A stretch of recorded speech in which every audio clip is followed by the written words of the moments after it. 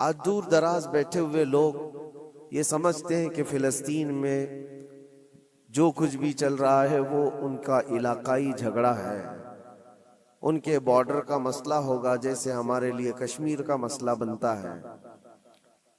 ایسا نہیں ہے میرے عزیزو، یہ بہت پرانی تاریخ ہے۔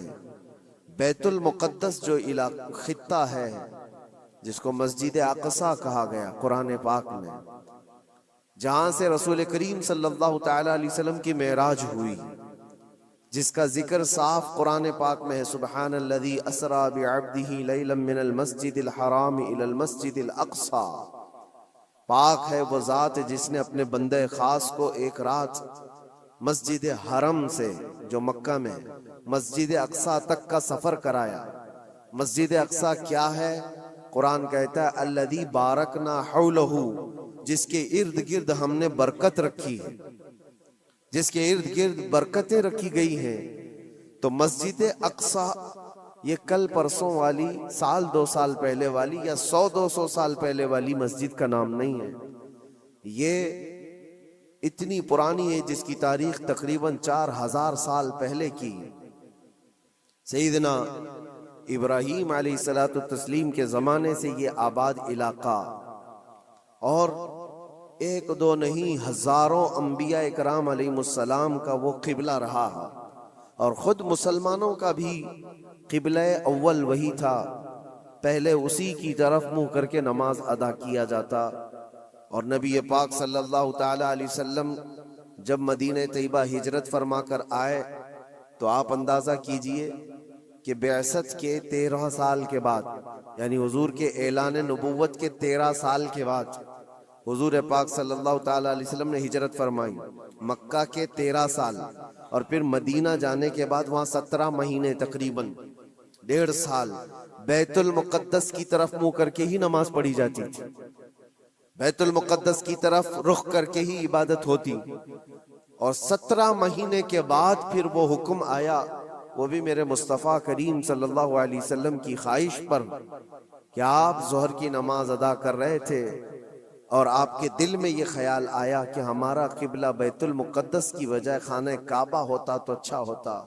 رب تبارک و تعالیٰ کی بارگاہ میں وہ خواہش کرتے ہوئے آسمان کی طرف نماز کی حالت میں حضور دیکھ رہے تھے، چہرہ آسمان کی طرف اٹھا رہے تھے، 2 رکعت ہو چکی تھی، تب اللہ تعالیٰ نے قرآن کی آیت نازل فرمائی نماز کی حالت میں ہی، قد نرا تقلب وجہک فی السماء فلنولینک قبلۃ ترضاها۔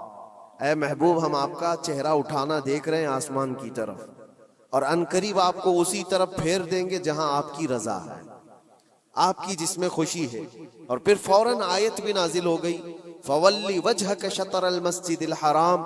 دیر کس بات کی محبوب، ابھی آپ اپنا چہرہ خانہ کعبہ کی طرف فرما لیں۔ بیت المقدس سامنے ہے تو خانہ کعبہ بالکل اپوزٹ میں۔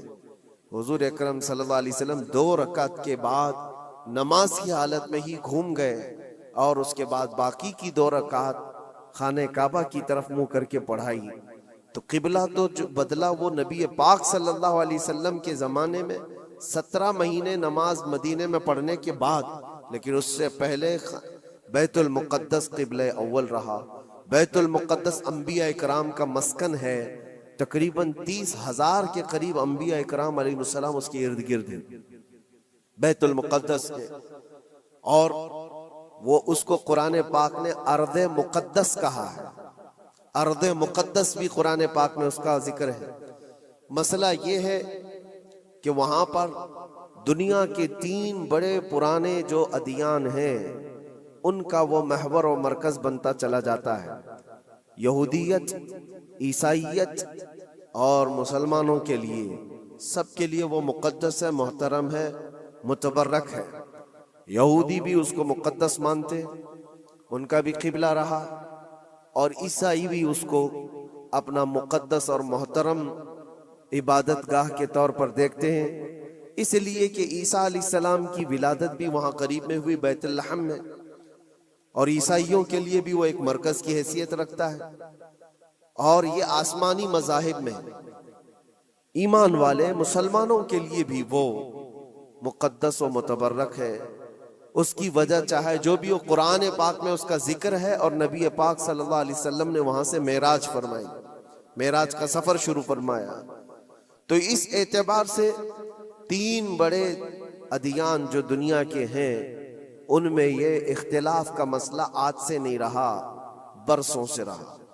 چلیں اگر آج کوئی ہم پر یہ الزام لگاتا ہے یہ کہ مسلمانوں کا اور یہودیوں کا مسئلہ ہے، تو میرے عزیزو، فلسطین میں مسلمانوں کے آنے سے پہلے کی اگر تاریخ آپ پڑھیں گے تو یہودیوں اور عیسائیوں میں کئی جنگیں وہاں پر ہوئی، کئی جنگیں بیت المقدس کو لے کر کے۔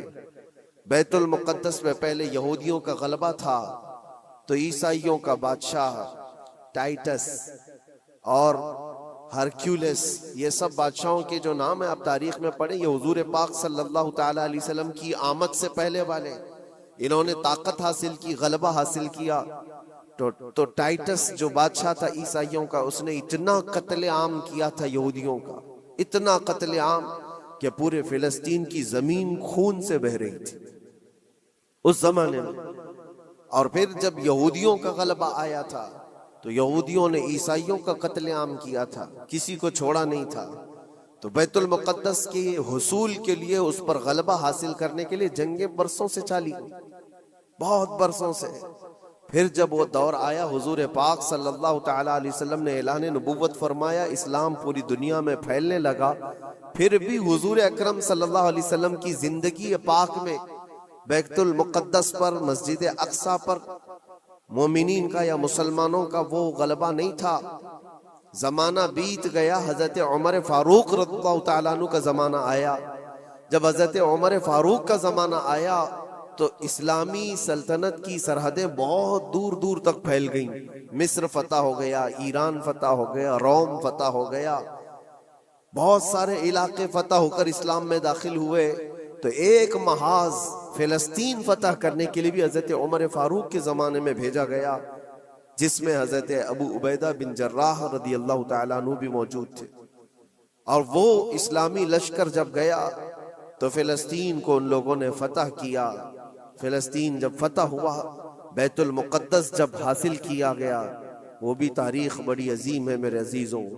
وہاں اس وقت عیسائیوں کا غلبہ تھا، یہودیوں کو نکال کر پھینک دیا گیا، مار دیا گیا، جیسے بھی ان کے ہر بار ہوتے تھے۔ جب ان کا غلبہ آئے تو ان کو مارے، ان کا غلبہ آئے تو ان کو مارے، یہ جنگیں چلتی تھی۔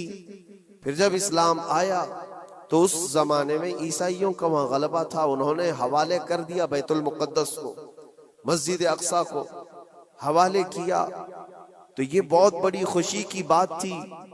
تو اس وقت وہاں موجود صحابہ نے حضرت عمر فاروق رضی اللہ تعالیٰ عنہ کو خط لکھا کہ آپ تشریف لائیں، کہ بیت المقدس فتح ہو چکا ہے۔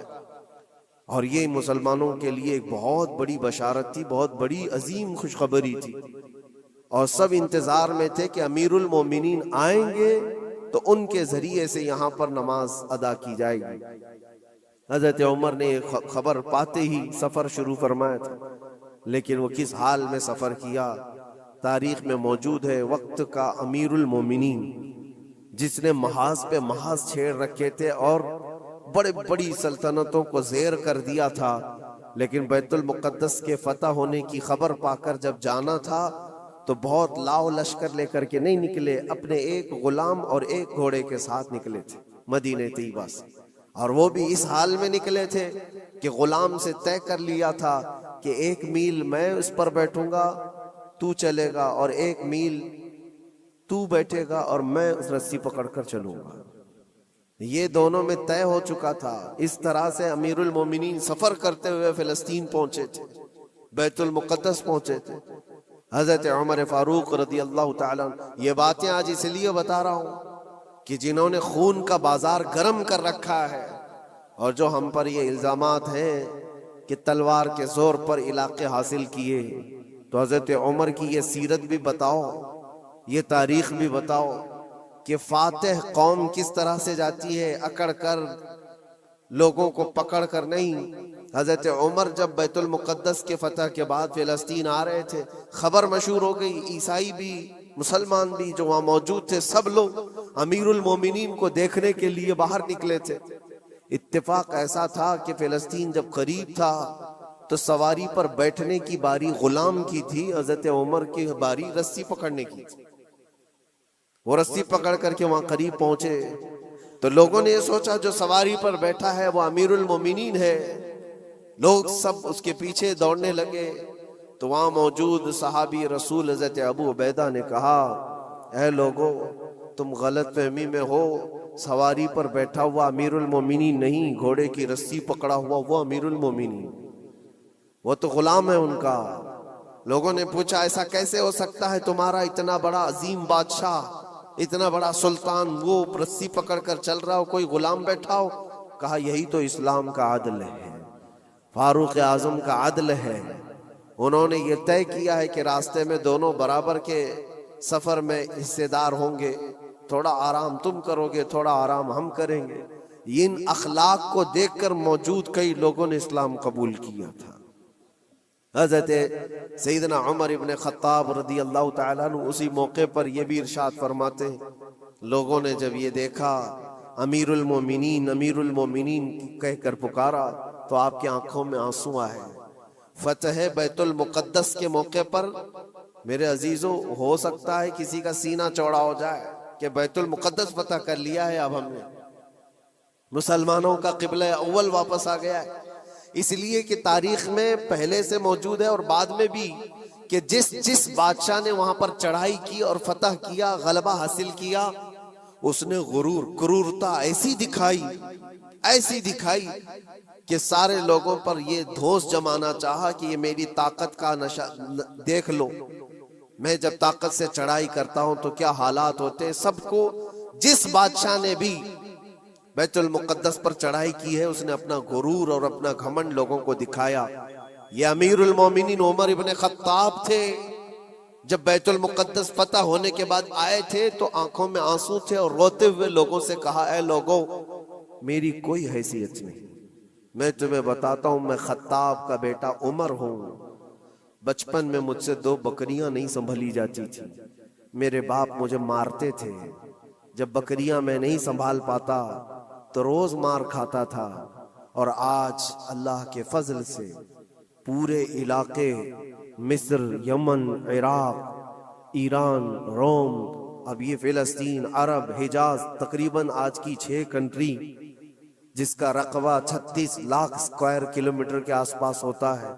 حضرت عمر کہتے یہ پورا علاقہ آج تنہا عمر اس کو ہانک رہا ہے اور ہماری نگرانی میں ہے، اس لیے نہیں ہے کہ خطاب کا بیٹا عمر ہے، اس لیے کہ محمد عربی کا غلام عمر ابن خطاب حضور اکرم صلی اللہ تعالیٰ علیہ وسلم سے وابستہ ہوں، تو اللہ تبارک و تعالیٰ نے یہ طاقت و قوت اور یہ غلبہ عطا کیا ہے۔ ایک مختصر سی تاریخ میں آپ کے سامنے رکھتے آ رہا ہوں۔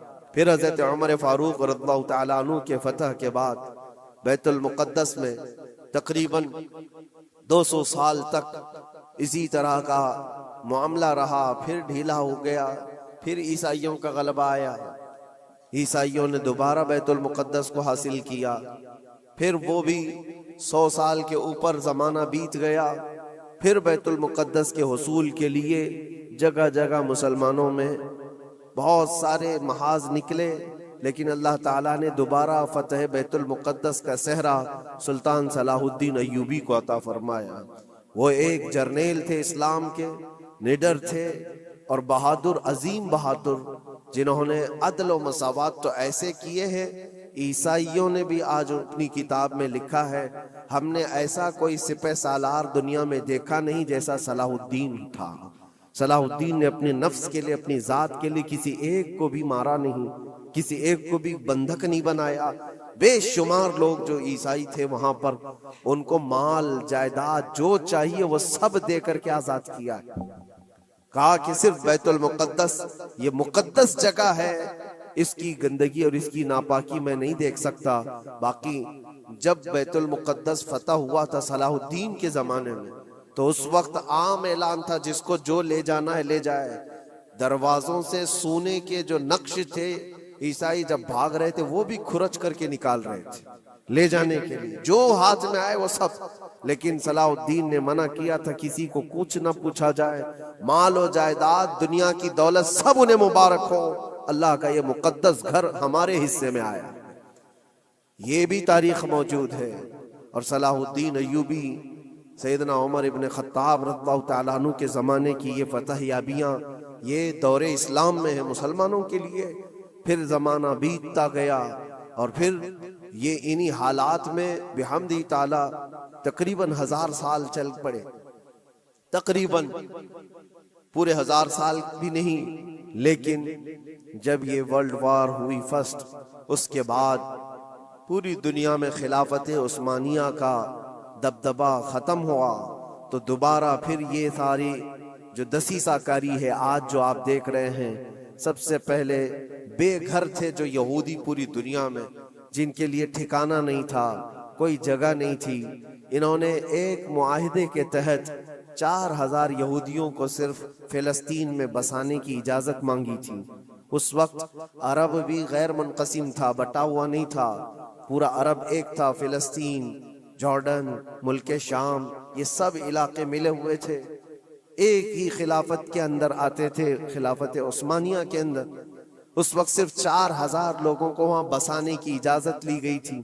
اس کے بعد پھر 4000 لوگوں سے یہ آبادی بڑھتے ہوئے دنیا کے ہر کونے سے یہ مائیگریٹ کرنا شروع کیے، ہجرت کرنے لگ گئے، اور دھیرے دھیرے دھیرے کرتے کرتے 1912 سے لے کر 1947 تک ان یہودیوں کی جگہ جگہ سے ہجرت ہوئی، اور وہ جا کر کے اس جگہ جمع ہوئے، اور آج جو ایک خطہ آپ دیکھ رہے ہیں اسرائیل نام سے، حقیقت میں اسرائیل نام سے کوئی وجود ہی نہیں تھا، وہ پورا فلسطین تھا، پورا فلسطین۔ تھوڑے تھوڑے تھوڑے علاقے میں بستے بستے بستے ان لوگوں نے پورے علاقے کو آکیوپائی کر لیا، پورا قبضہ کیا، اور اپنی ایک سلطنت بنائی، اپنا ایک ملک بنایا، اور اعلان بھی کر دیا، پوری دنیا میں اعلان کیا، اپنی ایمبیسی کھولی، سفارت خانے کھولے۔ لیکن حیرت کی بات ہے کہ فلسطین کو ایسا دبا دیا گیا، اب اس کی اپنی کوئی حکومت نہیں، اس کی اپنے کوئی اختیارات نہیں، وہ نام کے لیے ایک علاقے میں بس سمٹ گئی ہے، اور ایک چھوٹا سا علاقہ اب بچ گیا ویسٹ بینک کا اور غزہ کا، جہاں آج لڑائیاں ہو رہی ہیں، جہاں بم بارود برسائے جا رہے ہیں، یہ تھوڑا سا علاقہ بچا رہ گیا ہے۔ میرے عزیزو، یہ ایک تاریخ ہے جو میں آج آپ کو منتقل کر رہا ہوں، اس لیے کہ نئے بچوں کو، نئی جنریشن کو تاریخ سے بہت کم دلچسپی ہے۔ یہ انٹرنیٹ کی دنیا میں رہنے والے لوگ، آپ یہ بات یاد رکھیں، یہ وراثت کے طور پر ہم نے آج تک منتقل ہوتی آئی تاریخ، اس لیے بتا رہا ہوں کہ وہاں پر جو جھگڑا ہے، وہاں پر جو حالات بنے ہوئے ہیں، وہ آج کل کے نہیں ہیں، صدیوں سے موجود ہیں، کئی سینکڑوں سالوں سے موجود ہیں۔ اور اللہ کے نبی صلی اللہ علیہ وسلم کی ایک بشارت بھی سنا کر جاتا ہوں۔ نبی پاک صلی اللہ علیہ وسلم نے فرمایا، میری امت میں ایک جماعت ایسی رہے گی قیامت تک جو بیت المقدس کی حفاظت کے لیے لڑتی رہے گی، اور ان کے مخالفین کا دھوکہ دینا، ان کے مخالفین کا ان پر حملہ کرنا ان کو کچھ نقصان نہیں دے گا، وہ ایمان پر ویسی ہی جمے رہیں گے۔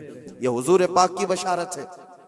نبی پاک صلی اللہ علیہ وسلم نے فرمایا ہے کہ وہ دمشق یا بیت المقدس کے آس پاس لوگ ہوں گے، اپنی جانوں کا نذرانہ دیتے، اور حضور نے یہ جب گارنٹی دے دی تو پھر کہنے کی کیا بات ہے۔ حضور نے فرمایا قیامت تک وہ جماعت حق پر قائم رہے گی۔ کسی اور کے لیے اتنی گارنٹی ملتی ہے؟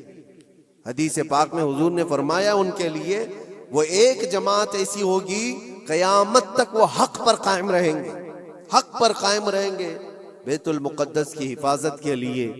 آج ان لوگوں کے حالات دیکھتے ہیں ہم۔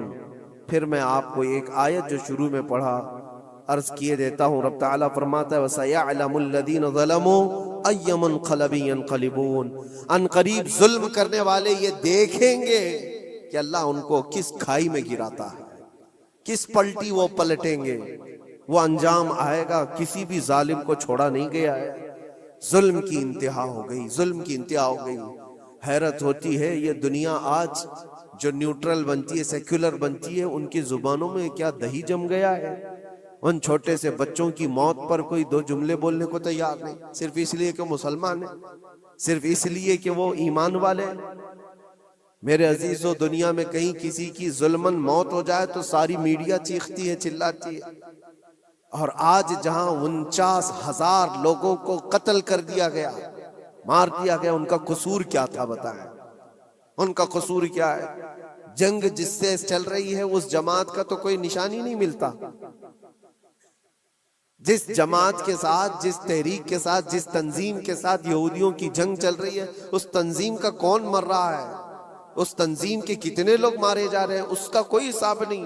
لیکن سیویلینز جو وہاں کے بچے ہیں، عورتیں ہیں، بوڑھے ہیں، ان میں سے تقریباً 50,000 لوگ شہید ہو چکے، جس میں سے تقریباً 15,000 کے آس پاس تو بچے ہیں، چھوٹے سے بچے ہیں. کلیجہ منہ کو آتا ہے یہ ساری باتیں دیکھ کر کے، سن کر کے. میرے عزیزوں، جگر رکھنے والا دنیا کا کوئی بھی انسان ہو، جس کے اندر تھوڑی انسانیت باقی ہو، وہ یہ تمام مناظر کو دیکھ کر کے ویرودھ تو ضرور کرے گا. اور اگر یہ باتیں بھی ہم کو یہاں کہنے میں کسی کو ایسا لگتا ہے تو میں اس کی پرواہ نہیں کرتا. ایمان جب تک ہے ہم بولتے رہیں گے. جہاں لوگوں کی جانیں چلی جا رہی ہوں اور تم کہتے ہو کہ یہ حالات صحیح نہیں ہو بولنے کے لیے، تو پھر ایسی بزدلی میں جی کر کے بھی مطلب نہیں، مر جانا ہی بہتر ہے. کس لیے جی رہے ہیں؟ حق کو حق نہ کہا جائے، ظلم کو ظلم نہ کہا جائے. کیا اتنے بھی زیادہ بزدلی آ گئی ہے؟ میرے عزیزوں، آپ کو بتانے کا مقصد یہ ہے. مجھے پتا ہے لوگوں کو یہ بھی لگتا ہے کہ یہاں بیان کر کے مطلب کیا ہے؟ فلسطین میں ظلم ہو رہا ہے، بچے مارے جا رہے ہیں، یہاں بیان کر کے کیا مطلب ہے؟ یہ تھوڑی نہ وہاں جائیں گے مدد کرنے کے لیے. لیکن میرے عزیزوں، فزیکلی آپ جا تو نہیں سکتے، لیکن اس سے بہت ساری عبرتیں، بہت سارے سبق تم سیکھ سکتے ہو. تم سردی بخار پر آئیں کائیں کرنے لگ جاتے ہو، جن کے گھروں پر روز بم بارود ہو، ان لوگوں کو دیکھو کبھی تو آج بھی الحمدللہ کہتے ہیں. ایک خاتون کو دیکھا جس کے 4 بیٹے شہید ہو گئے، 4 بیٹے شہید ہو گئے. عورتوں میں وہ بیان کر رہی ہے، بڑا بیٹا 27 سال کا، دوسرا بیٹا 25 سال کا، تیسرا 23 سال کا. اس طرح سے عمریں، جوانی، بھری جوانی میں جس کے 4 لڑکے شہید ہوئے. آنکھوں میں آنسو کچھ نہیں. کسی نیوز رپورٹر نے کہا کہ 4 بیٹے تیرے اتنی بھری جوانی میں مارے گئے، تجھے غم نہیں کسی بات کا؟ کیا بہترین جواب دیتی ہے وہ خاتون، کہتی ہے جس کا ہر بیٹا جنت میں پہنچ چکا ہو اسے غم کس بات کا؟ کیونکہ اللہ کا وعدہ ہے، میرے نبی کا وعدہ ہے، وہ شہید ہیں اور شہید جنت میں ہو چکا ہوتا ہے، اور شہید کو اس کی موت سے پہلے اس کا جنت میں ٹھکانہ دکھایا جاتا ہے. وہ خاتون کہتی ہے روتی اس وقت جب میرا بیٹا تاش کے پتوں پر بیٹھا ہوتا، شراب کے اڈے پر گیا ہوتا، بہک کر کے کہیں بگڑ گیا ہوتا، تو پھر دل پر افسوس ہوتا کہ میرا بیٹا راستہ بھٹک چکا ہے، میرا بیٹا عیاشی میں جا چکا ہے. لیکن جس ماں کو یہ یقین ہے کہ اس کے جیتے جی اس کا بیٹا جنت میں پہنچ چکا ہے، تو پھر غم کس بات کا؟ میں تو ان کے صدقے میں دعا کرتی ہوں کہ مولا ان کے راستے مجھے بھی وہاں تک پہنچا. یہ ایمانی جذبہ ہے میرے عزیز، ایمانی جذبہ ہے. اللہ تعالیٰ نے انہیں صبر دیا ہے. تو میں یہ چیزیں اس لیے بتا رہا ہوں کہ آپ چھوٹی مصیبتوں کو بہت بڑی بنا کر کے سمجھتے ہیں کہ حالات بہت خراب ہیں. ایسے حالات خراب ہیں آپ کے پاس، آپ کے لیے. وہاں پر کل کی بات ہے، جو لوگ مدد پہنچانے کے لیے گئے تھے ان کی آنکھوں میں آنسو، کہتے خرید کر کے دینے کے لیے بھی پانی نہیں ہے، صاف پانی پی نہیں سکتے، کھانا کھانے کے لیے دکان ہی نہیں ہے، کہاں بکے گا، کہاں سے آئے گا، بہت سارے حالات. لیکن ان قسم پرسی کے عالم میں ان کا ایمان سلامت ہے. یہی تو نبی پاک صلی اللہ علیہ وسلم نے فرمایا، پوری دنیا ان کے خلاف ہو تو بھی ان کا کچھ نہیں بگڑے گا. موت آ جانا اس کو بگڑنا نہیں کہتے، گھر ٹوٹ جانا اس کو بگڑنا نہیں کہتے، ایمان چلا گیا تو اس کو بگڑنا کہتے ہیں. اور ان کا ایمان سلامت ہے تو سب سے بڑی دولت ان کے ساتھ ہے، سب سے بڑی دولت ہے. آپ سب کے لیے اور ہمارے لیے عبرت کی بات ہے. آج یوم القدس ہے، آج پوری دنیا یہ الوداعی جمعہ کو قدس کی حفاظت کا دن کہہ کر مناتی ہے. آپ سب اللہ کی بارگاہ میں دعا گو ہو جائیں اور اللہ کریم کی بارگاہ میں گڑ گڑا کر کے مانگیں کہ مولا قبلہ اول بیت المقدس کو پھر سے ہمارے حق میں عطا فرما دیں. اور اس کے لیے جنہوں نے اپنی جانوں کا نذرانہ پیش کیا، اپنے مال و جائیداد، اپنے بچے، اپنے عزیز و اقارب کھوئے، اے کریم خدا دنیا میں بھی اور آخرت میں بھی ان کو اجر عظیم عطا فرما، وہاں کے شہیدوں کی شہادت کو قبول فرما لے، اے اللہ ان کے بیماروں کو شفا دے دے، ان کی عورتوں کو سہارا دے دے، مولا کریم ان کے رزق کے اسباب پیدا کرتے ہیں، اے رب العالمین رمضان کا یہ آخری عشرہ ہے، عید کی خوشیاں سب گھروں میں آتی ہیں، ان بچوں کے گھروں میں بھی عید کی خوشیاں پہنچا دے جن کے باپ اور جن کی مائیں رمضان میں جا چکی ہیں، اے کریم خدا ارحم الراحمین مولا تیرے حبیب پاک صلی اللہ تعالی علیہ وسلم کی امت پاک پر رحم و کرم فرما دے، اللہم ارحم امت سیدنا محمد صلی اللہ علیہ وسلم رحمتا عامہ، اللہم اغفر امت سیدنا محمد صلی اللہ علیہ وسلم مغفرتا عامہ، وصلی اللہ تعالی علی خیر خلقہ محمد وآلہ واصحابہ اجمعین۔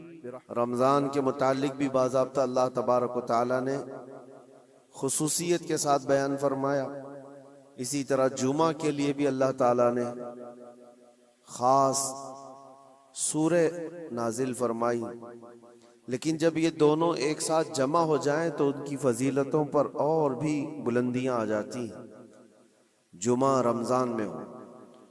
اور پھر علامہ ابن رجب حنبلی فرماتے ہیں کہ جب طاق راتوں میں سے کوئی ایک رات جمعہ کی رات کو آ جائے تو غالب گمان یہ ہے کہ لیلۃ القدر اسی رات کو ہوگی۔ تو کل کی جو رات گزری وہ جمعہ کی رات بھی تھی اور طاق رات بھی تھی، تو یہ دونوں کے جمع ہونے پر بزرگوں نے فرمایا لیلۃ القدر والی جو فضیلت ہے جس شب کے لیے غالب گمان ہے کہ وہی ہو سکتی ہے، لیکن ہم سب اللہ کریم کی بارگاہ میں یہ آس و امید لگا کر دعا کرتے ہیں کہ ہم گنہگاروں کو اس کی مبارک گھڑیوں میں سے کوئی گھڑی قبولیت کی عطا فرمائے۔ اور آج کے دن کے متعلق یہ بھی فرمایا گیا کہ جمعہ یعنی سورج غروب ہونے سے پہلے پہلے ایک گھڑی ایسی آتی ہے جس میں اللہ تعالیٰ بندے کی ہر دعا قبول فرماتا ہے، قبولیت کا وقت ہوتا ہے۔ اور یہ بھی فرمایا گیا کہ اس نے ایمان و احتساب کے ساتھ آج جو نماز پڑھا، اس سے پہلے جو گناہ کیا تھا اللہ تعالیٰ سب کو معاف فرمائے گا۔ رمضان المبارکہ کی ہر رات بخشش ہوتی ہے، اور جتنے لوگوں کی رمضان میں بخشش ہو گئی اتنی تعداد صرف آج کے جمعہ کے دن بخشے جاتے ہیں۔ اور پھر عید کی رات کے لیے بھی فرمایا گیا۔ تو اب یہ چند ساعتیں رہ گئی ہیں اور چند لمحے باقی رہ گئے ہیں رمضان کو رخصت ہونے میں۔ دعا یہ کرو کہ اللہ یہ رمضان کے گزرنے سے پہلے ہم سب کی بخشش کا اعلان فرمائے، جو ہزاروں لوگ لاکھوں لوگ جہنم سے آزاد ہو رہے ہیں، ان آزاد ہونے والوں میں ہمارا نام بھی مولا شامل فرمائے۔ ویسے دنیا بھر میں آج کے دن کو مسلمانوں نے یوم القدس کے نام سے منسوب کیا ہے، یوم القدس کے نام سے اس کو موسوم کیا ہے۔ دنیا الگ الگ ڈے مناتی ہے، Mother's Day, Father's Day, Women's Day, وہ پتہ نہیں کون کون سے ڈے بہت سارے منائے جاتے ہیں۔ اسلامی اعتبار سے ساری دنیا کے مسلمانوں نے رمضان کے آخری جمعہ کو القدس ڈے، یوم القدس یعنی بیت المقدس کی حفاظت والا دن قرار دیا۔ پوری دنیا آج دعاؤں میں مشغول ہے اور امت کو قدس کے متعلق اویئرنیس لانے کے لیے، ان کے اندر معلومات پیدا کیے جانے کے لیے ہر جگہ پر محفلیں ہوتی ہیں، تقاریر ہوتی ہیں، اور ہونا بھی چاہیے کہ امت کو یہ حصہ ٹرانسفر کیا جائے